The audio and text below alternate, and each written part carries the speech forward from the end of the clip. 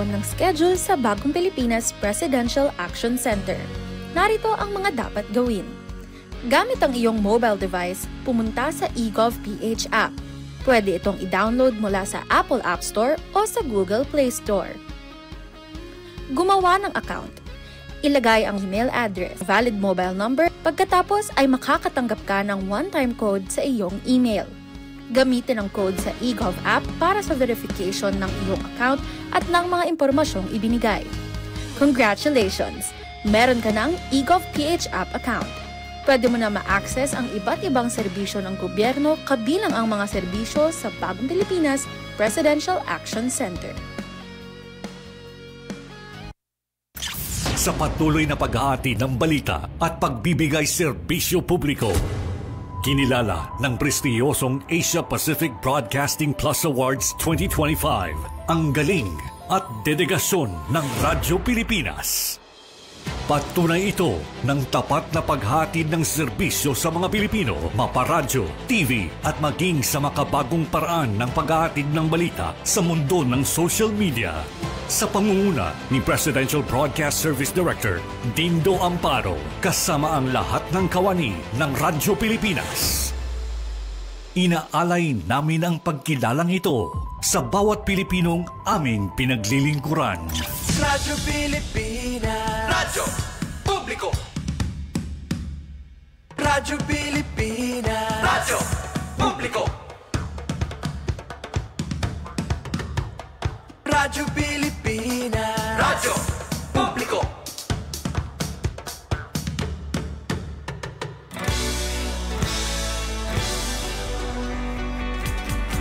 Mahalagang mga balita, napapanahong impormasyon.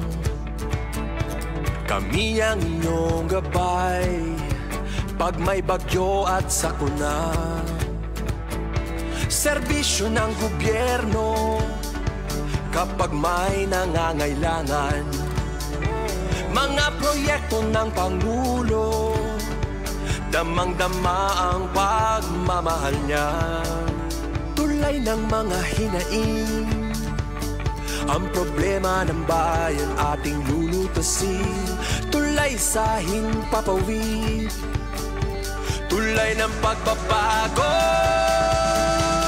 Radyo Pilipinas, Radyo Publiko ng Bagong Pilipinas. Radyo Publiko, Radyo Pilipinas, Radyo Publiko ng Bagong Pilipino. Mga proyekto ng Pangulo, damang-dama ang pagmamahal niya. Radyo Pilipinas, Radyo Publiko, ang boses ng Pangulo.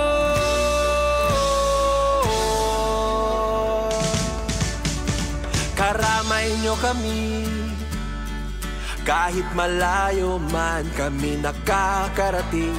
OFW magsasaka, buhay ay iba't iba, san mang lugar ng bansa natin. Tulay ng mga hinaing, ang problema ng bayan ating lulutasin.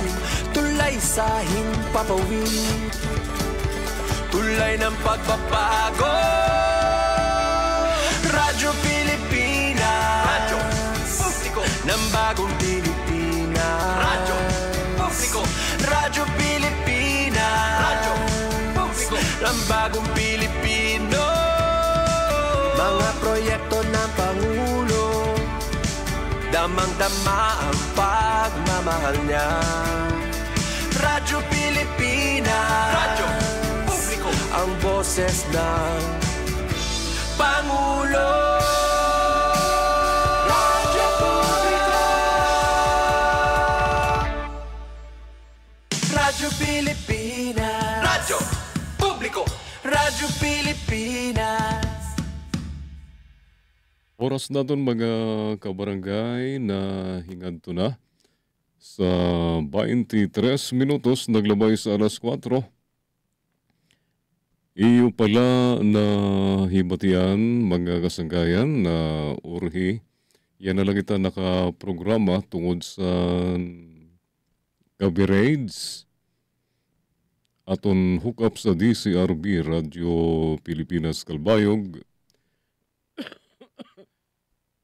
Kasumpay sa aton mga reaksyon sa mga durodilain nga mga government secretaries, mga chiefs sa mga durodilain nga mga ahensya sa gobyerno kasumpay sa State of the Nation Address ni PBBM kakulop nga adlaw.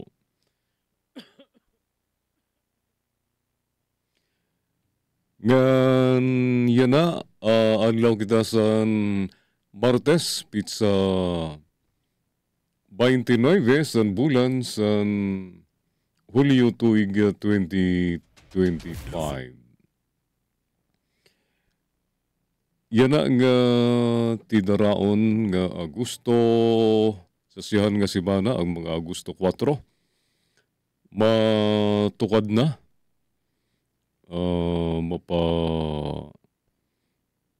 Bukid na itong mga empleyado sa City Health Office, DSWD, City Social Welfare and Development Office, gan taga City Agriculture Office, gan iba pang opisina sa gobyerno, may empleyado maghihimo sa kung sa itong una nga mga panahon, Baktas Team, yan na magdudumara sa medical mission, gan social services sa mga kabugtuan natin dito sa Seven Hills, ngan mga kabugtuan natin sa Upper Happy Valley, maghimo sa pamulong ng mga serbisyo ang City Social Welfare and Development Office ngan City Health Office sa Department City Agriculture Office sa mga mga barangay sa Seven Hills area ngan sa Upper Happy Valley barangays. Duro-diritso ini nga kalakat Baktas Team sa City Government of Calbayog. So, maghatag sa durdilain nga mga serbisyo tingang sa pamulong, pangonsulta, ngan pagbulig sa mga parag-uma, ngan iba pa nga mga serbisyo sosyal, igahahatag sa sining nasabi nga mga opisina, nga da sa aton mga kabugtuan didi sa Seven Hills ngan Upper Happy Valley barangays. Alright, 26 minutos na naglabay sa alas 4. Dini sa naton programa Billboard Radyo Periodiko.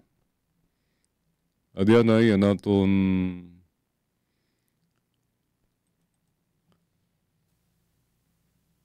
karantahon waray nun.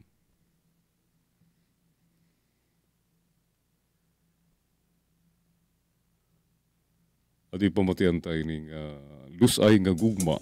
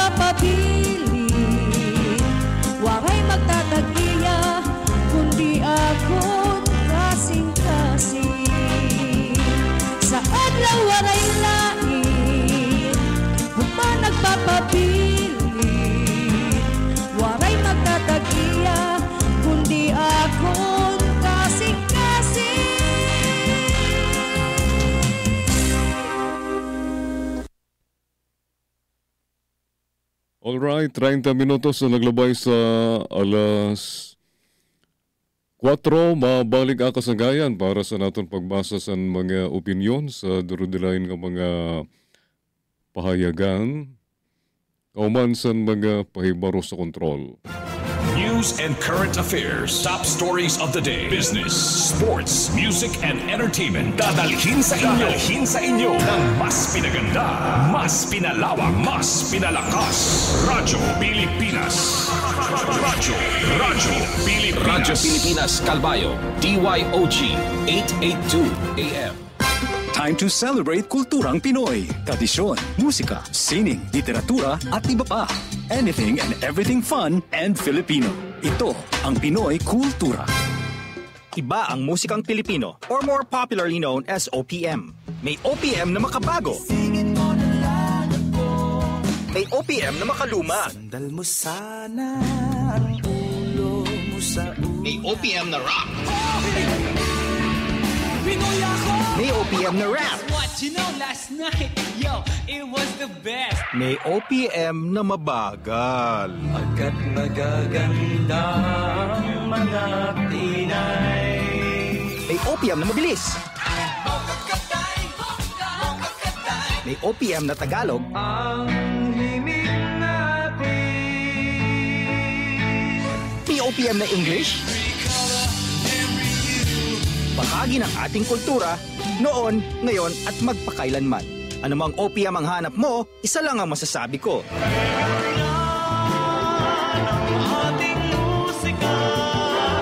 Yan ang Pinoy Kultura because our culture is cool.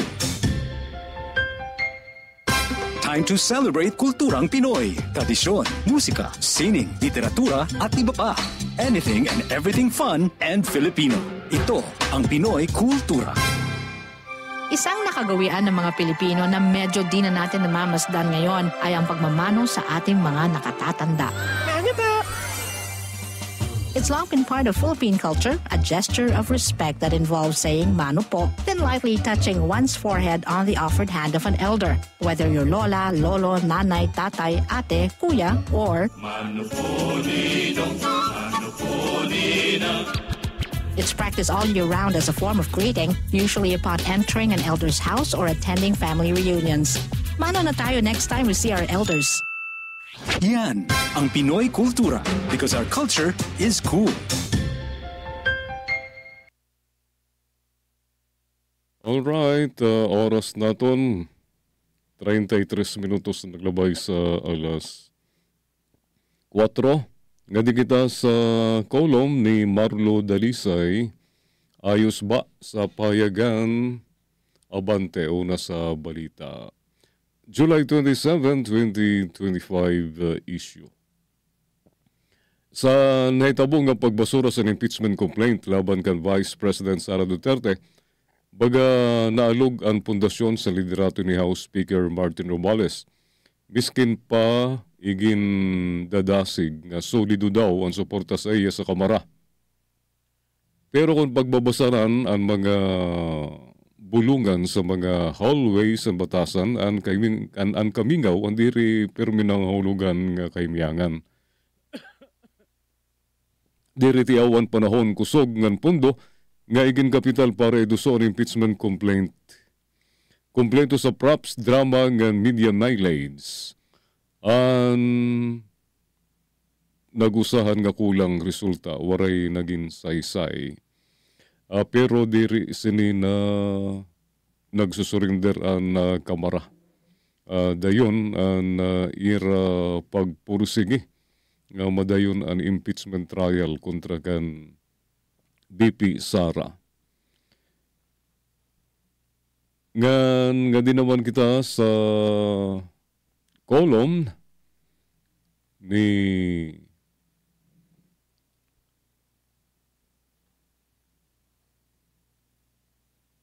Ray Marfil, Spy on the Job, Oportunidad sa Kalamidad. Sa Pilipino sa pahayagan, abante una sa balita, July 28, 2025 issue. May kasabihan nga sa kada krisis o kalamidad, may makita nga paglaom o oportunidad. Sugad sa na-experiensyan nga grabe nga babaha sa damo nga lugar sa nasod. Ungayan Metro Manila. Kaya lang para sa iba naton nga mga igasi Pilipino, diri daw maupay ang kasabihan, ang ini nga kasabihan, kung nan makapinsar, iadton mga hinayupak opisyal nga waray sulod ang utak kundi rin makakikbak. Pero antes iton may mga winner and loser sinin naglabay nga simana nga damo ang ganap ngan na tapnan liwat san kadaugan ang mga senador. Pero kung pero loser man yan ang mga kongresista, gililaw man naman nga iga-apilar nila ang desisyon sa Korte Suprema. Labi na nga damo daw sa unod sa desisyon sa mga justices sayop, diri tama. Yun nga lang, malabo pa sa baw sa dinuguan nga babawion o babaliktaron sa Korte Suprema desisyon nira, labi na nga unanimous o waray kumontra sa irahanay. Ika nga, kahiyaan na yan kapag binawi nila. Usa pa nga winner sa ninaglabay nga simana sa pakulo ni PNP Chief Nicolas Torre nga nagdaog by default sa boxing tungod kay waray sumipot ang kalaban nga si Davao City Acting Mayor Basti Duterte ngadto sa Singapore. Sa kadamo san kondisyon nga ginhatag ni Basti para kalabanin niya si Torre. Miskin siya pa naman nanuna nga nagbanggit sa suntukay, baga di rin na makuha sa pinsar sa mga uwat nga mas may yagbols sa iya. Mas may bayag ang hepe sa PNP. Ngan sa pagkita sa mga kurimaw naton, di rin si Basti ang perde sa pakulo nga ginhimo ni Torre. Kundi damay gihapon. Among gihapon ng pamilya niya ng mga kababayan ni Basti sa Davao City. Makakabawi pa da si Basti sa ginimo nga pakulo ni Torre, abangan. Pero diliwat ng damo nga mga Pinoy sa waray undang nga pag-inuran sa nasod.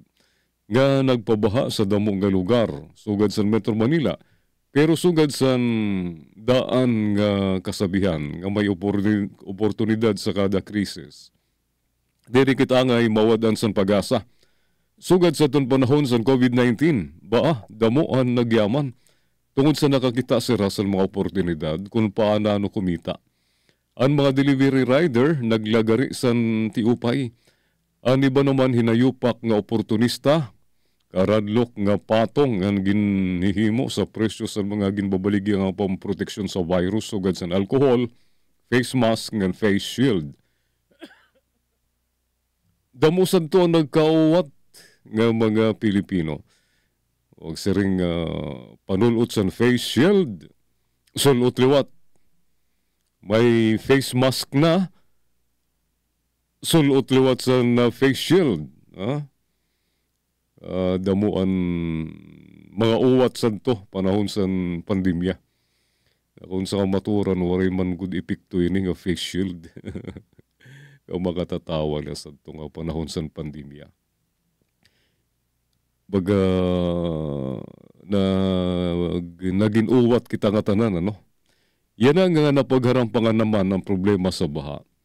Naglabasan na naman ang magupay nga idea kung paano mahusulbar ang baha. Gan kadungan sito ng mga sagdon nga daan na ngan pautrutor nga ginhimo pero waray pagyapon panitabo. Oray lagyapon na itatabo. Sugad sa gasgas nga solusyon nga flood control projects nga dredging o pag-ukad para pahilarumon ang salog. Sa nasabi nga mga ginsiring nga solusyon, bilyon-bilyon ka pesos nga pondo ang iginbutang. Sigun kan Senador Ping Lacson, tikang 2011, umabot na sa 2 trilyon pesos ang iginbuhos sa flood control projects. Baga ka na nagbubutang sa tubig sa inodoro nga diri mapuno-puno. Pero kung waray good o diri good seryoso ang plano nga sulbaron ng problema sa baha, diri mawad ang problema. Diri mawara ang problema. Kung ungod kasi ang mga tahap nga ginbuhay-buhayan ang problema sa baha, Kay nano ba naman nga kukuhaon ng problema? Sanglit labot sa may mga oportunidad sa panahon sa kalamidad o krisis, tinuyo ada nga di riliwat good nawawaraan mga oportunista. Tandaan, bata niyo ako at ako ang spy niyo. Amatuan kolom ni Raymar Phil, Spy on the Job. Ngadi kita sa kolom ni Arnold Clavio. Tilamsik ni Igan, 142.7 billion pondo sa flood control. Infrastructure project iginsingit ni Cheese. Basahon tayo ng kolom ni Arnold Clavio. Tilamsik ni Igan sa Abante Una sa Balita. July 23, 2025 issue. Corruption is worse than prostitution. Mas maringbit pa ang pangungurakot ikumparar sa prostitution. Ang korupsyon ang makakahatag peligro sa moral sa usang individual. Ganan prostitution ang naghatag kadeligaduan sa moral sa kabugusan nga nasud. Nano ka ungod nga nagsingit si Senate President Francis Escudero sa 142.7 billion pesos sa proposed 6.3 trillion pesos 2025 national budget. Ang datos ang tikang mismo sa DPWH. Ang pundo ang nakagahin sa mga infrastruktura ngan mga flood control projects na naman. Ano sa nakakuha sa dako nga pondo mao si Senate Majority Floor Leader Joel Villanueva nga may 12.8 bilyones pesos para sa Bulacan. Nag-ikaduha naman ang Sursugon. Ang kalugaringon nga lalawigan ni Escudero nga may 9.1 billion pesos. Bantakin mo naman, sino man ang magpupulos ini? Sino man ang makakabursa? Kundi, sino pa? Didiri ini si Chis Escudero nga si Senate Majority Floor Leader Joel Villanueva nga bilyonaryo dayon tungkol saan sini nga ira pagkaput sini nga pundo. Kaupod sa iba pa nga naunguna nga nakarawat sa dako nga pondo, Mindoro, 8.37 billion pesos. Batangas, 7.32 billion pesos. Davao, 7.2 billion pesos. Misamis Occidental, 6.5 billion pesos. Quezon, 5.9 billion pesos. Cavite, 5.6 billion pesos. Valenzuela City, 4.251 billion pesos. Cebu, 4 bilyones. Ang mga flood control projects na nakakuha sa dako nga parte sa mga insertion kundiin aabutin ni sa 17 bilyones pesos. Kapuna-puna naman ang pamaagi sa paggamit sa pondo. Kapariho sa San General Nakar, Quezon, nagahin sa Escudero 5 nga flood control projects sa Piliw sa Lagos River. Ang kada usa ang nagakantidad 150 milyones pesos. Ngan ginbansagan ini bilang phases miskin ang gintutudlok ang pariho nga lugar ngan waterway. Sanglit malutaw nga ang matutal nga kantidad sa proyekto ang umaabot sa 750 milyones pesos. Sa pag-aaram sa COA, gitatawag nira ang ini nga sistema nga budget layering nga tinuyo nga ginpadako ang alokasyon para sa usa nga proyekto. Pero ang mas nakakabaraka nga nangay bantayan, maawan mga kakulangan sa detalye sa mga proyekto. Tigan sa engineering, geographic, coordinates o references to previous feasibility studies. Sa sining nga proyekto ang nakabutangla ang construction of flood mitigation structure along Agus River, General Nakar, Phase 10. Ang sugan nga sistema ang pwede magresulta sa ghost projects. Labi nga ang mga flood control projects anada sa lugar kundiin daan na nga gindeklara nga delikado. Madali ini. Kung sino aton mga politiko nga nagakapot sini nga mga pundo, dagmit sira nga mga kabursa. Mo nininira nga mga ghost projects. Ang bilyonaryo dayo ni si Chis Escudero. Multibilyonaryo. Pati ni si ginsisiring pa nga pastor. Pero may sungay si Joel Villanueva. Sa Bulacan naman, ang Santa Angrita, Biak na Bato Road sa San Miguel, Bulacan, anada sa listahan sa damo ka basis. Ilarom sa mga ngaron sugad sa Segment A, Segment B, Segment C, ngan Packages A, Tub E. Ang gadaw sa sining mga entry ang may pareho nga kantidad nga 100 million pesos o matotal 500 million pesos.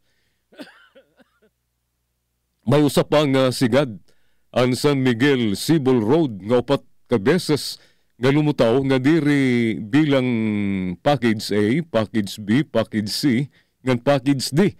Kada package usas ang may alokasyon nga 400 million pesos o matotal nga 400 million pesos para sa usa nga kalye. Ini nga mga sistema nga sugad sini mapakalsada man o baha, ang baga tinuyo nga pagtatangka nga tungaon ang mga proyekto sa mas guti nga peraso nga magresulta sa padding o pagdoble sa pundo. Ano sa pa nga kapuna-puna, mawan series ang solar street lighting project sa Eastern Bulacan Road, General Alejo Santos Highway, Plaridel Access Road ngan mga kalabaon sa Maharlika Highway. Ini nga tanan ang may 100 million pesos nga pondo kada usa. Pero direklarado ang aktual nga sukol o kalabaon sa kalsada o kadamo sa trapiko sa mga sarakyan o pedestrian. Ginhimo sa nusa nga dako nga negosyo ang gobyerno, kundiin ang pondo ang ginkurian sa ordinaryo nga mga Pilipino. Kada sentimos ang may katumbas nga kinabuhi pero nagpaparasarasala ang pipira nga mga politiko. Kinanglan sa mga mulupyo nga maintindihan ang kada numero ngan sulit ba ini. Saya na ang kalikasan la ang kakampi ng bayan na tinuyo nga nagbubulgar sa pangungurakot. Walang personalan. Amaduan kolom ni Arnold Clavio, tilamsik ni Igan, 142.7 billion pesos pondo sa flood control infrastructure projects iginsingit. Dida sa pahayagan, abante una sa balita, July 23, 2025 issue. 12 minutos na la, antes kita mag-alas 5, mabalik kauman sa mga paibaro sa control. News and current affairs, top stories of the day, business, sports, music, and entertainment. Dadalhin sa inyo ng mas pinaganda, mas pinalawak, mas pinalakas. Radyo Pilipinas. Radyo Pilipinas Calbayo, DYOG 882 AM.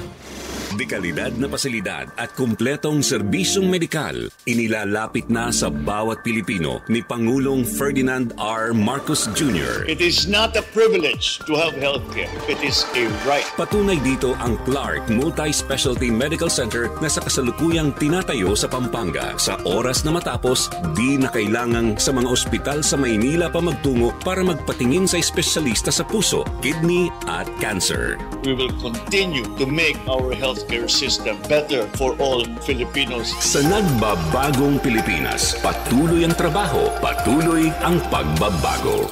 Hinog na sa paggalaw ang West Valley Fault na bumabaybay sa Metro Manila at ilang lalawigan sa Luzon.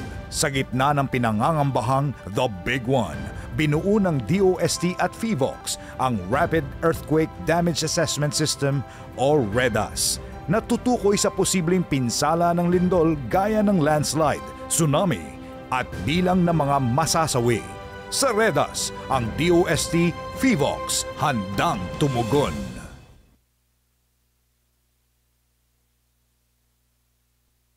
Alright, oras natin kasanggayan, 10 minutos ang nagpapabilin antes kita mag alas 5 nga di kita sa pahayagan Abante Tonight. itauntaan sa opinion page. Nano ba yan na mga issues sa sininga payagan na banti tonight dida sa opinion page nira. Adi. SONA 2025, column ni Ronald Llamas. SONA 2025, BBM sa Amerika, Sara sa Europa, Pilipinong binaha. Adi basaon tayo ng column ni Ronald Llamas santo pa man ni July 2025 issue. Adi kita sa bago.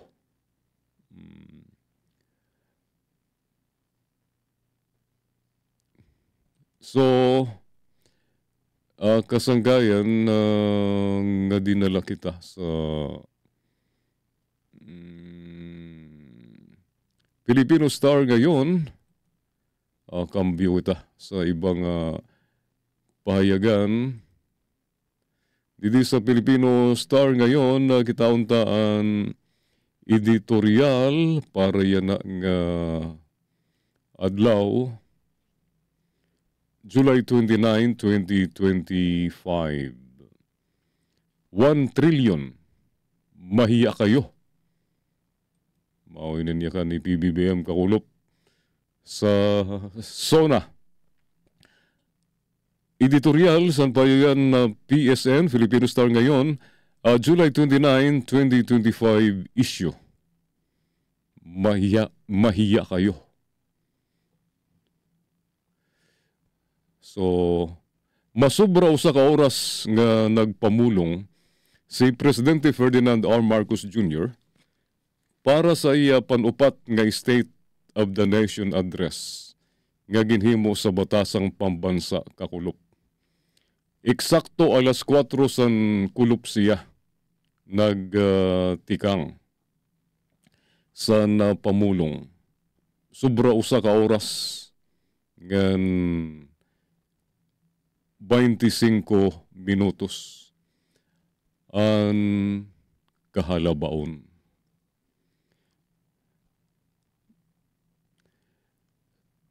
So, di rin na nagkikiwa. Ining aton computer nag-hang.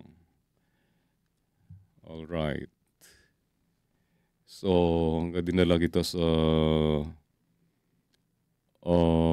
cellphone, mga kasagayan, ganito kita sining pahayagan Filipino Star ngayon, naghang anakon ang computer didi.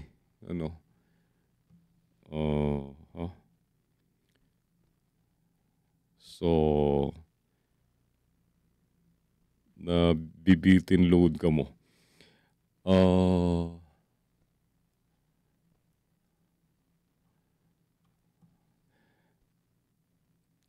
Didinala kita sa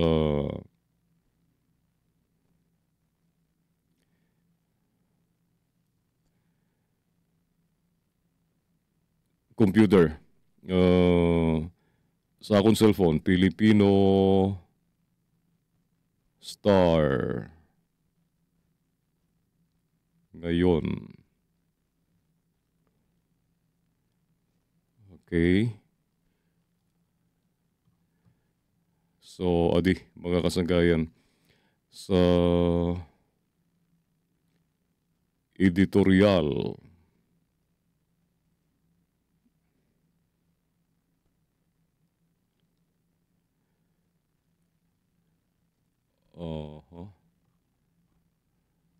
adi nagiwa na dito sa computer. So, basahon tayo ni.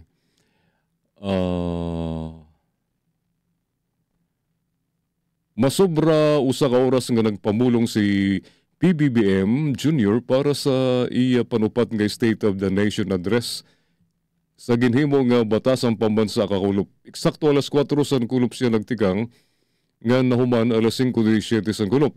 Damo siya igin sumat sa taong bayan. Kadambanan para sa ikauswag nga ikaupay sa mga mulupyo. Ginbanggit niya ang mga obras publikas pagawaing bayan nga magdudurot sa kaginhawahan sa mga mulupyo. Nakakabot sa palakpakan ang iya mga pinanyakan. Sa kaurhian sa niya pamulong, labi pa nga nagkusog ang palakpakan. Tungod kay dida na niya ginbuhian ng baga natirok nga iya kasinahon.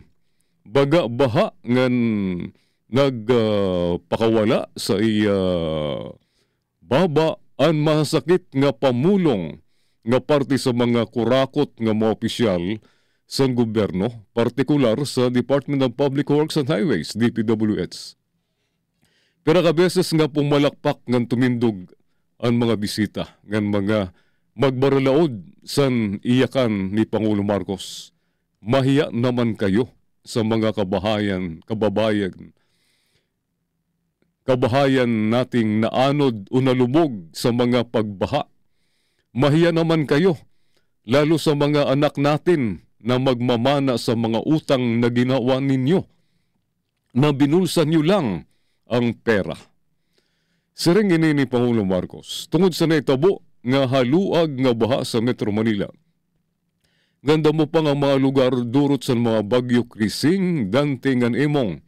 Kita daw niya ang damo nga mga proyekto para sa mga flood control nga puros palpak nga narumpag. Sumala pa sa presidente, ayaw na kam pagkunwari. Maharam kam san maharam ang bugos nga katawhan nga nagkakarakit sa mga proyekto. Damo daw ang nanmumursa san salapi san nasod. Nagkikikbak mga initiative, errata, SOP for the boys. May mga naikikunsabo agud kwaon ang pondo san nasod. Ngan kawaton ang kabubuason sa mga mulupyo. Marigon ang siring ni Pangulo Marcos. Mahiya naman kayo sa iyo igkasi mga Pilipino. Naigo sa presidente ang mga kurap sa DPWH. Ungod naman nga damo ang nagpupulos sa salapi sa nato nasod. Imbis nga sa flood control projects igahin ang pondo sa bursa sa mga kawatan na hingangadto. Ang kamakaluluoy sa kaurian ang mga mulupyo. Nalunod sa baha ang damo ngan baga mga yatot nga diri maaram kundiin mapakadto. Tungod sa korupsyon, mga mulupyo ang nagantos.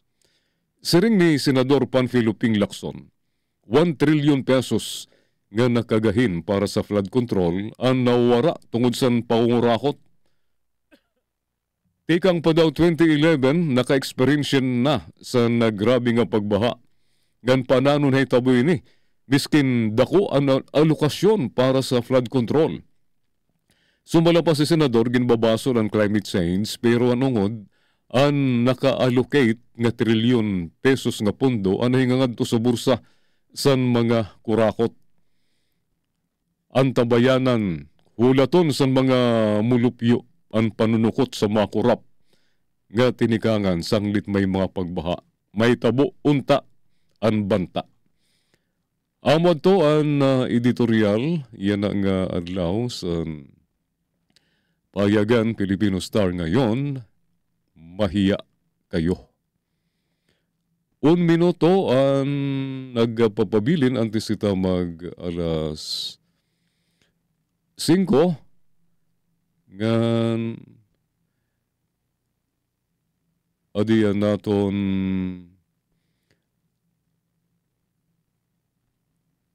news update. Mula sa pinakamalawak na newsroom sa buong Pilipinas, ito ang Radyo Pilipinas News Update. Tiaw ni Pangulo Marcos Torre, bagong champion, bagong kampiyon. Adiyan na detalye, sining aton balita, sining aton news update, didi sa pahayagan na Filipino Star ngayon.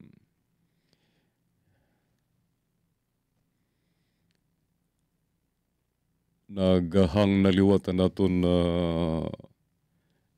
computer. Adi.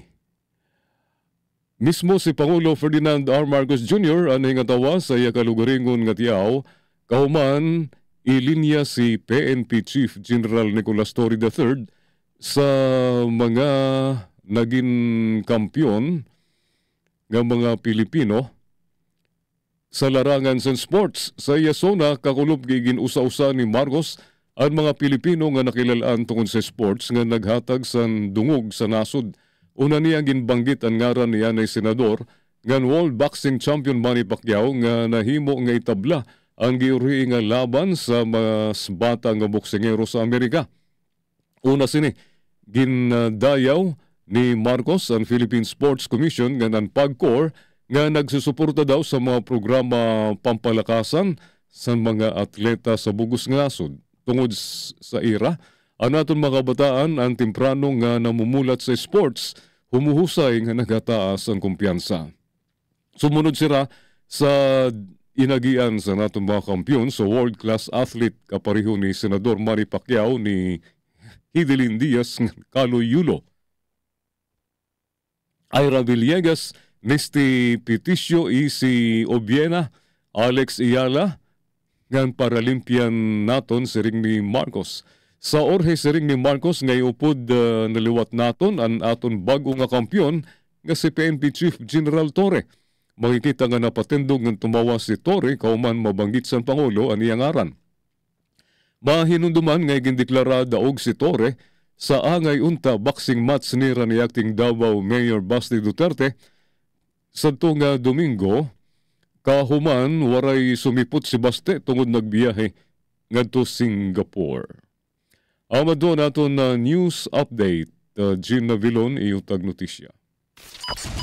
Mula sa pinakamalawak na newsroom sa buong